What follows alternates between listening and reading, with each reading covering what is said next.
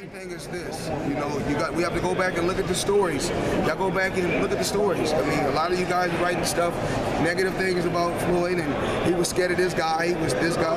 Or I can remember now, I can remember stories where they're like, okay, I got you. I was ducking and dodging Antonio Margarito. That's what everybody was saying.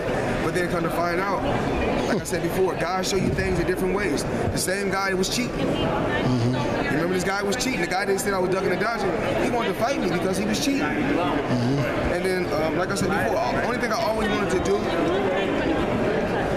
actually do this, let me do this.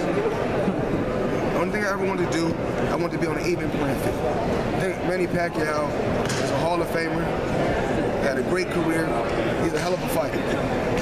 Even with that fight, one thing I ever said from the beginning, just put me on an even playing field. Random blood in urine testing. And remember, I was the first one to say it.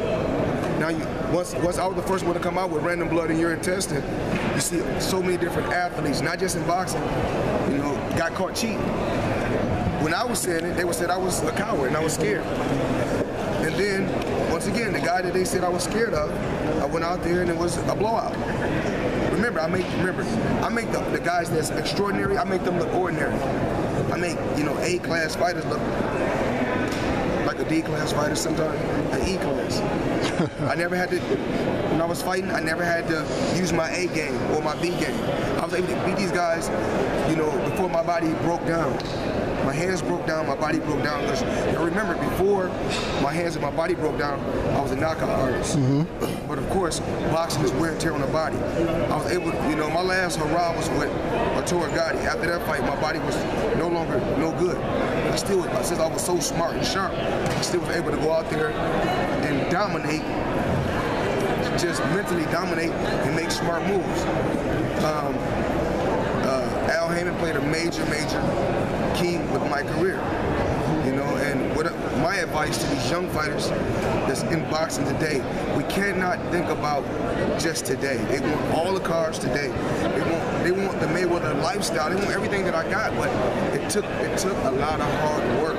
It took days of this man right here leaving a six-figure paying job in Washington, D.C. to come make, $2,500 and $4,000 and $5,000 working for me to working his way to becoming a multi-millionaire. Everything takes time.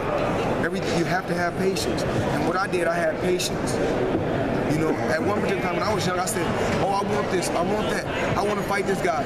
I said, if I beat everybody this year, I'm not going to have nobody the next 4 or 5 years. So it's all about patience. If the fighters have patience, eventually it'll happen. But you got to keep dedicating yourself. You got to keep working hard. On Jim? Schaefer being back in boxing and promoting. I didn't even know Richard Schaefer was back in boxing. I mean, it's a great thing. I wish all promoters nothing but the best. One thing that I can say as a promoter, me myself, I have the same vision that these fighters have. I know what these fighters want because I was a fighter. Now I'm on the other side, so I know how they feel. I'm not in boxing just to say, you know what, I'm here to take money from fighters. Of course, should I make money with me putting in all the hard work? Absolutely. But should the fighters win in the long run? Absolutely, they should.